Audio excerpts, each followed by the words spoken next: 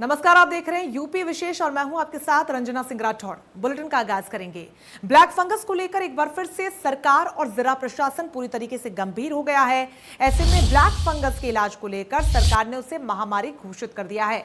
प्रदेश सरकार ने खतरनाक ब्लैक फंगस बीमारी को कोविड-19 की तरह महामारी घोषित कर दिया है। कोरोना वायरस से पीड़ित बहुत से लोगों को ब्लैक फंगस के कारण परेशानियों का सामना करना पड़ रहा है। प्रदेश में ब्लैक फंगस के लगभग 300 से ज्यादा मामले सामने आ चुके हैं। इस संबंध में सरकार जल्द ही शासनादेश भी जारी करने जा रही है। बात गोरखपुर की करें तो यहां पर तकरीबन दर्जनों की संख्या में ब्लैक फंगस के मरीज मिल चुके हैं, लेकिन सरकारी आंकड़ा महेश शाह की पुष्टि कर रहा है। ऐसे में 2 मरीजों की मौत भी हो चुकी है। चूंकि इसका इलाज काफी महंगा है और आम आदमी के बजट से बाहर है, और इसको देखते हुए सरकार ने ब्लैक फंगस के सभी इलाज को अपने हाथों में ले लिया है। जिले में ब्लैक फंगस के तकरीबन 7 मरीज मिले हैं, जिनका इलाज बीआरडी मेडिकल कॉलेज में चल रहा है। ब्लैक फंगस को जब से सरकार ने महामारी घोषित की है, इसकी कोई भी दवा हम लोगों के पास उपलब्ध नहीं है। वजह क्या है, सरकार ने आदेश दिया है कि जो भी दवाएं होंगी ब्लैक फंगस की वो उनके माध्यम से मिलेगी।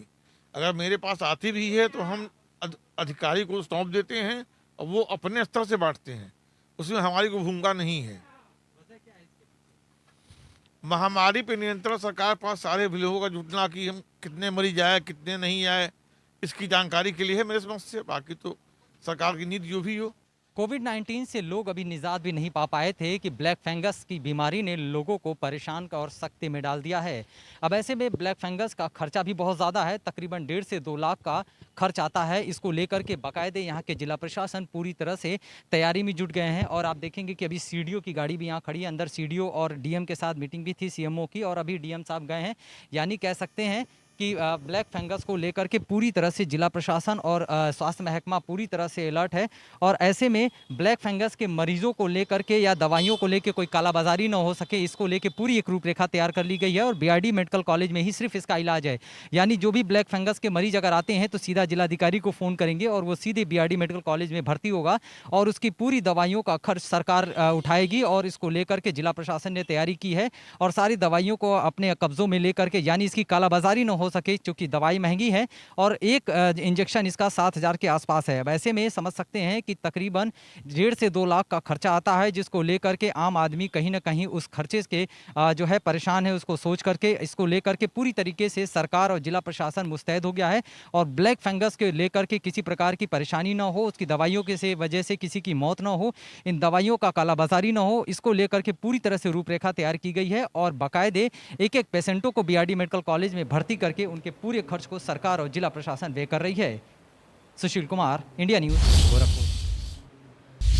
कोरोना की दूसरी लहर ने वैसे ही लोगों को परेशान करके रखा था, लेकिन ब्लैक फंगस ने लोगों को घबराने पर और भी ज्यादा मजबूर कर दिया है। ब्लैक फंगस का इलाज इतना महंगा है कि आम आदमी की हद से कोसों दूर है, क्योंकि ब्लैक फंगस में लगने वाला इंजेक्शन और दवाइयां हर दिन लगभग 20 से 25 हजार की आती हैं। यानी कि अगर 1 महीने किसी मरीज का इलाज चला तो उसे लगभग 8 से 10 लाख रुपए का खर्च वहन करना होगा, जो कि आम आदमी के हाथ से कोसों दूर है। ब्लैक फंगस के इलाज और उससे होने वाली परेशानियों को लेकर हमारे सहयोगी ने डॉक्टर वीके अग्रवाल से खास बातचीत की है। उनके एडवाइस को सुनिए। कोरोना की दूसरी लहर ने लोगों को तो परेशान किया ही हुआ था, साथ में ब्लैक फंगस ने लोगों को डरा कर रख दिया। ब्लैक फंगस अचानक से आया और लोगों में दहशत व्याप्त हो गई। ब्लैक फंगस की जो दवाई है वो भी काफ़ी कॉस्टली है। सर डॉक्टर वीके अग्रवाल जी बात करने के लिए। सर ब्लैक फंगस एक बेसिकली है क्या और क्या इसके इलाज है? ये देखिए, जितने भी हमारे पैंडेमिक से तो हम लोग जूझ ही रहे थे और बहुत सारे अपने आप लोगों ने भी और मैंने भी और हम सभी के साथ के लोगों ने बहुत सारे अपने लोगों को खोया है। सबसे पहले तो उनको श्रद्धांजलि, मेरी नमन। दूसरी चीज़ ये है कि हम जूझ रहे हैं इस कोविड-19 से, और अब हम कई फंगस इन्फेक्शन की बात करते हैं, जिसमें ब्लैक फंगस भी और वाइट फंगस भी है। मैंने कई पेपर के और आप लोगों के माध्यम से देखा है कि वाइट फंगस का भी अब खौफ सताने लगा है लोगों को। जहाँ तक ब्लैक फंगस का सवाल है, ये 3 तरीके से लोगों पे मार कर रहा है। पहला तो ये कि जो डायबिटिक पेशेंट्स हैं उनमें क्या होता है कि जितनी भी कोविड-19 की मेडिसिन चलती हैं, एक तो डायबिटीज़ में स्ट्रेस की वजह से, एक डायबिटीज़ में स्टेरॉइड की वजह से, एक डायबिटीज़ में कोविड का जो डायरेक्ट बीटा सेल पे इफेक्ट होता है उसकी वजह से, प्लस कुछ ऐसे बॉडी में चेंजेस, मेटाबॉलिक चेंजेस ऐसे होते हैं जैसे सीरम फेरेटिन का चेंज होना, आयरन का चेंज होना, बॉडी में कई साइटोकाइंस का बनना, ये सब मिला जुला के एक फंगस को जन्म देते हैं। बहुत सारे हमारे सीओपीडी के पेशेंट पुराने जो डायबिटिक हैं, हमने कभी ब्लैक फंगस नहीं देखा। देखो कहीं ना कहीं ये एक जो हमारा खतरनाक वायरस का जो म्यूटेशन है। एक चीज़ मैं आपको और याद दिलाना चाहूँगा, पहली जो कोरोना की फेज़ थी, फर्स्ट फेज़ में हमने कभी ब्लैक फंगस नहीं देखा, जबकि वो भी तो कोविड-19 इन्फेक्शन था। कोविड-19 जो इन्फेक्शन है, कहीं ना कहीं बॉडी की इस तरीके से म्यूटेशन, जो वायरस है ये म्यूटेंट, कहीं ना कहीं बॉडी के इस तरीके से इसको इम्यून सिस्टम को अफेक्ट किया है, जिसकी वजह से फंगस पनप जा रही है। जहाँ तक आपने पूछा कि लक्षण का सवाल कि हम कैसे पहचानें, सिर्फ एक दो बातें मैं बस कहना चाहूँगा।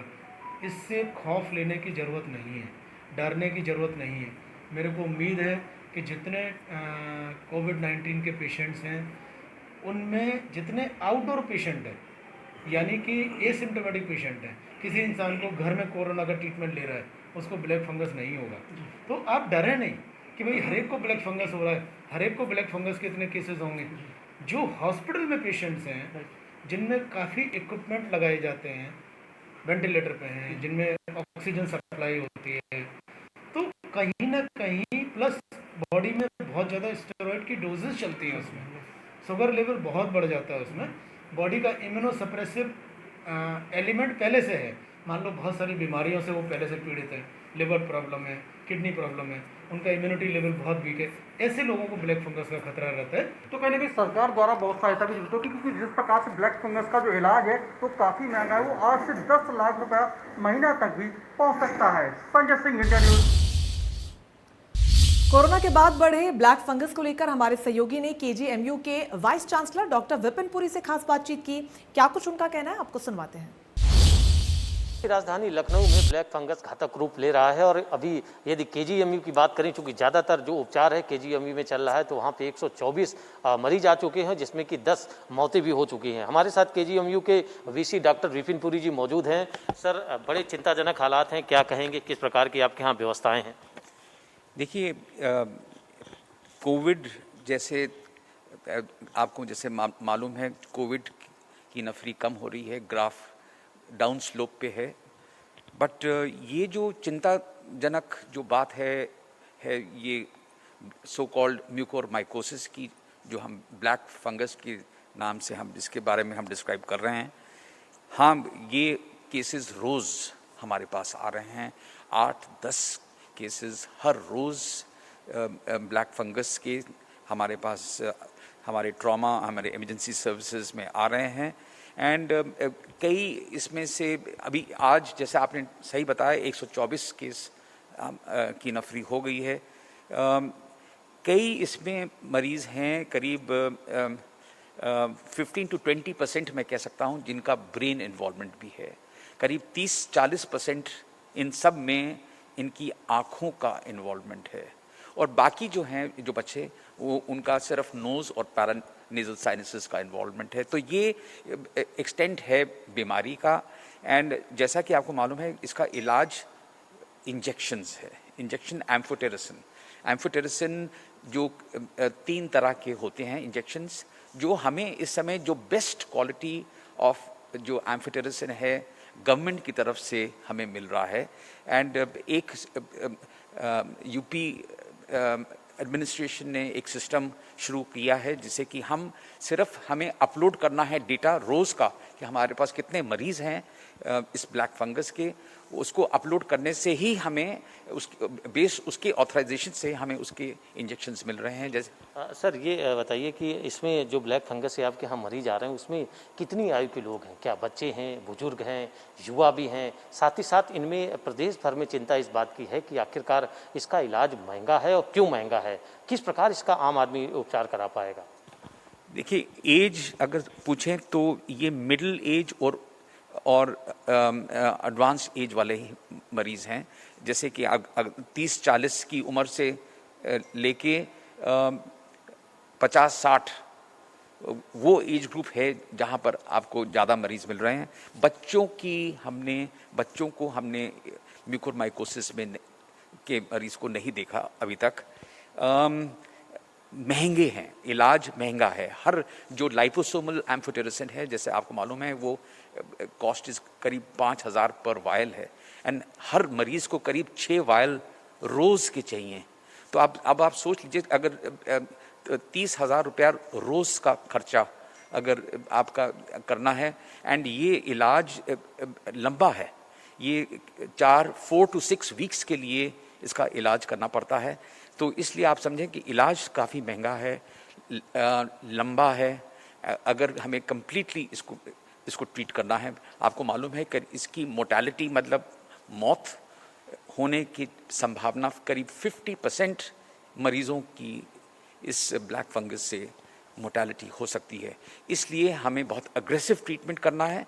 और मैं सिर्फ आपके माध्यम से सिर्फ ये बताना चाहूँगा कि स्टेट गवर्नमेंट हमारी पूरी मदद कर रही है। सर, स्टेट गवर्नमेंट की आपने बात की है, मदद का हवाला जरूर है, लेकिन जो इंजेक्शन की मारामारी है उसको लेके यदि आपके यहाँ 124 मरीज हैं, समथिंग एक मरीज पे 6 इंजेक्शन की आवश्यकता है और कंप्लीट समझे तो 50 से 60 इंजेक्शन, कितना आपके पास इंजेक्शन दे पा रहे हैं ये समय से, और कितनी आपकी मांग है और मांग के अनुसार क्या आपके पास मिल रहा है? नहीं, जैसे मैंने आपको बताया कि उसकी कैलकुलेशन वही 6 इंजेक्शन 6 वायल्स हर मरीज़ के हिसाब से हम इंडेंट कर रहे हैं और हमें फुल डोजेज गवर्नमेंट की तरफ से मिल रहे हैं। अगर आप पूछें कि आपके पास कितना स्टॉकिंग पोजीशन कितना है, हमारे पास सिर्फ 2 दिन की स्टॉकिंग पोजीशन है, आज और कल की। रोज़ हमें ये अपडेट करना है, ये डेटा रोज़ हम मेडिसिन कलेक्ट कराते हैं मेडिकल कॉर्पोरेशन से। केजीएमयू से डॉक्टर विपिन पुरी जो कि वीसी बड़ी जिम्मेदारी संभाल रहे हैं, यदि ताज़ा हालातों की बात करें तो सबसे ज़्यादा यदि जिम्मेदारी है तो केजीएमयू वीसी पे है, चूँकि यहाँ पे जो मरीज आते हैं अन्य जनपदों के भी आते हैं और आसानी से उनको उपचार की भरोसा होता है। यही कारण है कि लखनऊ के केजीएमयू में 124 मरीज सिर्फ और सिर्फ ब्लैक फंगस के हैं, जिसमें कि हालांकि 10 मौतें हुई हैं, लेकिन बड़ी बातें जो निकल के आई हैं कि एक मरीज में लगभग 6 इंजेक्शन की आवश्यकता होती है। और जो महंगाई की सबसे बड़ी चिंता थी, लोगों को महंगाई नहीं समझ में आ रही थी, तो उसके पीछे भी बताया कि ये एक इंजेक्शन संभवत 5,000 का है तो 6 इंजेक्शन लगेगा, तो 30,000 रुपये से लेके यानी 50,000 रुपये तक का प्रतिदिन का खर्चा है। तो महंगा है ये इलाज, लोगों की जान बचाने में पूरी तरह से यहाँ के वीसी नज़र आ रहे हैं, पैनी नज़र है उन मरीजों पे जो गंभीर हैं। और सबसे बड़ी बात इसी बात की कि ब्लैक फंगस वास्तव में घातक है और इसमें 50% आखिरकार मौत की आशंका होती है। वीडियो जर्नलिस्ट संस्कार मिश्रा के साथ अभिषेक सिंह, इंडिया न्यूज, लखनऊ उत्तर। कोरोना की दूसरी लहर से लोग काफी परेशान हैं, वहीं वैक्सीनेशन को लेकर भी सामुदायिक केंद्रों में भीड़भाड़ का माहौल बना रहता है। ऐसे में वैक्सीन लगवाने के लिए किसी एक आईडी का होना जरूरी होता है और इसी को लेकर गाजियाबाद के एक गांव में लोगों का कहना है कि जिसके पास आईडी नहीं है वो वैक्सीन कैसे लगवाएगा। इसके गांव वालों ने मिलकर एक क्वारंटीन सेंटर भी बनाया है। हमारे संवाददाता ने गाँव के प्रधानपति से इस सिलसिले में खास बातचीत की और सेंटर की व्यवस्थाओं का जायजा भी लिया।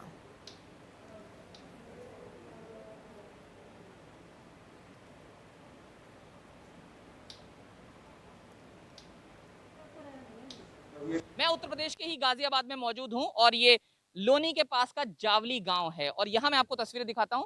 ये देखिए, ये यहां का सामुदायिक केंद्र है और इस सामुदायिक केंद्र को फिलहाल आइसोलेशन सेंटर में तब्दील कर दिया गया है। गांव वासियों की पहल से ये हुआ है, खुद गांव वासियों ने इसे आइसोलेशन सेंटर में तब्दील किया है। लेकिन सरकार ये कह रही है कि गाजियाबाद में 161 गांव हैं, जिनमें से अधिकतर गांव में प्रशासन की तरफ से जो आइसोलेशन सेंटर हैं वो बनाए गए हैं। हालांकि गांववासी जहां मौजूद हैं जावली में, वो ये कह रहे हैं कि उन्होंने अपनी पहल से, अपनी कोशिश से इसे बनाया है। अब सवाल वैक्सीनेशन को लेकर उठ रहा है, जिसका मैंने पहले जिक्र किया। तो गांववासियों से हम यहाँ पूछेंगे कि वो क्या कह रहे हैं, वैक्सीनेशन को लेकर उनकी चिंता क्या है और वैक्सीनेशन कैसे यहाँ पर हो पाएगा। आप आइसोलेशन वार्ड की तस्वीरें इस समय देख रहे हैं, ये जो सेंटर है और गाँववासियों की पहल से ये यहाँ पर बनाया गया है। बेड्स की व्यवस्था आप यहाँ पर देख सकते हैं। अब बात करते हैं प्रशासन ने क्या कहा। तो प्रशासन ने यह कहा है कि गांव-गांव में वैक्सीनेशन सेंटर बनाया जाएगा और उसके लिए गांव वासियों से जो बातचीत है वो शुरू कर दी गई है, खासकर जो गांव के प्रधान हैं और जो संभ्रांत नागरिक हैं। तो हमारे साथ जो जावली के प्रधान हैं उनके पति मौजूद हैं, सीधे उनसे बात कर लेते हैं। आपका परिचय जानना चाहेंगे। मैं नरेंद्र कुमार जावली से प्रधान पति हूँ फिलहाल। सरकार ये कह रही है कि अब सभी जगह वैक्सीनेशन, खासकर गांव-गांव में वैक्सीनेशन होना है। अभी वैक्सीनेशन को लेकर क्या स्थिति है? और सरकार ये भी कह रही है कि वैक्सीनेशन के लिए जो गांव के सम्भ्रांत नागरिक हैं, उनसे बातचीत करके कोई ऐसी जगह चिन्हित की जाएगी जहां वैक्सीनेशन सेंटर गांव-गांव में बनाया जा सके। तो क्या अभी कोई बातचीत हुई है? हमारे पास हर एक चीज़ सुविधा उपलब्ध है। यदि वैक्सीनेशन हमारे यहाँ आज भी आए तो हमारे पास रूम भी अलग उसके लिए, वैक्सीनेशन रूम के लिए। किंतु सरकार कह कुछ रही है, कर कुछ रही है। सरकार के कहने में और करने में बहुत अंतर दिख रहा है आजकल। जो अभी से 4 दिन पहले हमारे यहाँ बात हुई थी कि सोमवार से यहाँ पे वैक्सीन लगने लगेंगी, आज तक कोई वैक्सीन नहीं लगी स्टार्ट हुई है। सब झूठ बोला जा रहा है, ऐसा कुछ भी नहीं है। और इतना बड़ा गांव है हमारा जावली गांव, 15,000 की आबादी करीब, इसमें वैक्सीन सेंटर होना चाहिए जरूर। तो अगर आपसे तो वहीं चित्रकूट में सीएम के आदेश के बाद कोरोना जांच को तेजी से आगे बढ़ाया जा रहा है। रोजाना डीएम खुद गांव-गांव जाकर टेस्टिंग का जायजा ले रहे हैं। वहीं हमारी सहयोगी ने चित्रकूट के डीएम से खास बातचीत की। कोरोना की महामारी से लड़ने के लिए चित्रकूट के जिलाधिकारी सुब्रत कुमार जी हमारे साथ हैं। उनसे जानते हैं कि आखिर इस कोरोना महामारी से लड़ने की क्या क्या तैयारियां की थी प्रशासन। जी इस तरीके से आपने तैयारियां की। मैं आपको बताना चाहूँगा कि 10 लाख की आबादी वाले इस जनपद में लगभग कुल मिला के अब तक जम्मू लाइन में 7,024 संक्रमित हुए और उसमें से लगभग 6,734 लोगों का जो है स्वास्थ्य ठीक हो गया है। तो और आज की स्थिति में मात्र 177 हमारे एक्टिव केसेज हैं और जिसमें से 98% को अपना होम आइसोलेशन है।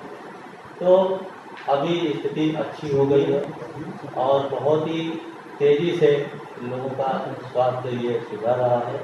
हमारा ये अनुमान है कि आने वाले अगले सप्ताह तक यह संक्रमण अपने न्यूनतम स्तर पे पहुंच जाएगा। दूसरी जो लहर आप देख रहे, दूसरी लहर थी, दूसरी लहर में आप प्रशासन ने क्या इंतजाम किए थे? कितने हॉस्पिटल थे यहाँ पे? मैं आपको बताना चाहूँगा कि इस जनपद में 360 बेड का एक हॉस्पिटल हम लोगों ने अच्छा एक फॉर्म में तैयार किया और वहाँ पे हमारे पास 10 वेंटिलेटर हैं, 28 वेंटिलेटर हैं और करीब 73 ऑक्सीजन कंसनट्रेटर हैं। पर्याप्त मात्रा में हमारे पास ऑक्सीजन के सिलेंडर थे और उससे हमने जो है लोगों का यहाँ पे इलाज किया। एक ही कोविड हॉस्पिटल, उसी में लगभग हॉस्पिटलाइजेशन हमारा हो गया। देखा जाए तो जिस तरीके से ब्लैक फंगस की बात आ रही है पूरे उत्तर प्रदेश में और चित्रकूट जनपद में, क्या ब्लैक फंगस के केस हैं और इसके निपटने के लिए क्या इंतजाम किया? आज भी मेरी हमारे जो मुख्य चिकित्सा अधिकारी हैं उनसे बात हुई है। जनपद चित्रकूट में अभी तक ब्लैक फंगस का कोई भी केस रिपोर्टेड नहीं है। दूसरी चीज़ ये है कि शासन स्तर से वीडियो कॉन्फ्रेंसिंग के माध्यम से हमारे यहाँ जो वरिष्ठ चिकित्सक हैं उनको इस बीमारी से प्रशिक्षित किया गया है, उनको बताया गया है और क्या उनका जो है एक उनको इलाज करने का क्या तरीका हो गया उसकी विधि बताई गई है। मंडल स्तर पे इसकी दवा भी उपलब्ध हो गई है और जनपद स्तर पे भी शीघ्र ही इसकी दवा उपलब्ध होने का ये तैयारी है। जिस तरीके से देखा जाए कि लहर जो दूसरी थी वो तो लगभग जा रही है, लेकिन तीसरी लहर आने की जो संभावनाएं हैं उससे निपटने के लिए प्रशासन ने क्या इंतजाम किए? तीसरी लहर की तैयारी के लिए शासन स्तर से जो स्ट्रैटेजी बताई गई है उसी स्ट्रैटेजी पे इस जनपद में भी काम हो रहा है। हमारा जो कोविड हॉस्पिटल है उसमें करीब 30 बेड बच्चों के लिए इसमें जो है तैयार किए जा रहे हैं, जिसमें 10 वेंटिलेटर के होंगे। नॉन कोविड में हमारे डिस्ट्रिक्ट हॉस्पिटल में भी 10 ये वेंटिलेटर के और 20 और अलग से बेड बच्चों के लिए इसको तैयार किया जा रहा है। तो इस तरह से हम जो है अपनी आगे के समय के लिए तैयारी कर रहे हैं। दूसरा, ऑक्सीजन की भी हम अलग से व्यवस्था कर रहे हैं। हमारा पूरा हॉस्पिटल 360 बेड का पूरा ऑक्सीजन से प्लांट से रिलीज हो जाएगा। इसके अलावा हमारा मानिकपुर का जो CHC है वहाँ पे ऑक्सीजन CSR के माध्यम से लगने वाला है। शिवरामपुर की जो CHC है वहाँ पे भी ऑक्सीजन लगाने की तैयारी है। जिला चिकित्सालय में भी CSR फंड के माध्यम से ऑक्सीजन प्लांट लगने का ये प्रक्रिया चल रहा है। तो आने वाले समय में हम ऑक्सीजन की भी प्रचुर मात्रा में उपलब्धता सुनिश्चित करेंगे और खासकर बच्चों के लिए अलग से बेड की भी व्यवस्था की तैयारी हो रही है। साथ ही साथ इसमें ये भी हमको निर्देश मिले हैं कि बच्चों के जो बीमार होंगे वो भी उनके साथ रहेंगे, तो उनके भी रहने की एक व्यवस्था का इसमें है कार्य। कि जिस तरह की सेकंड जो लहर रही, सेकंड की लहर मिली, अब आप क्या देखते हैं कि कोरोना वायरस अपने चरम पे है या इस पर इसका डाउन हो रहा है? अभी जो स्थिति है जनपद में, जैसे अन्य पूरे प्रदेश में आप देख रहे होंगे कि काफ़ी तेजी से इसमें जो है गिरावट आई है और लोगों का संक्रमण अब कम होने लगा है। पॉजिटिविटी जनपद में अभी 1.7 है, तो काफ़ी कम हो गई है और धीरे धीरे हम उम्मीद करते हैं कि ये कोरोना महामारी अपने न्यूनतम स्तर पर है। बहुत बहुत शुक्रिया आपका। ये थे जिलाधिकारी चित्रकूट, जिनसे बात कर रहे थे हम कि आखिर सेकंड वेव की जो महामारी थी उससे किस तरह उन्होंने निजात पाया, और अब आने वाले समय जो तीसरा चरण है जिसपे ये कोरोना वायरस अपने पर प्रभाव डालेगा, उस पर किस तरीके की तैयारियां की गई हैं उसके बारे में बात की।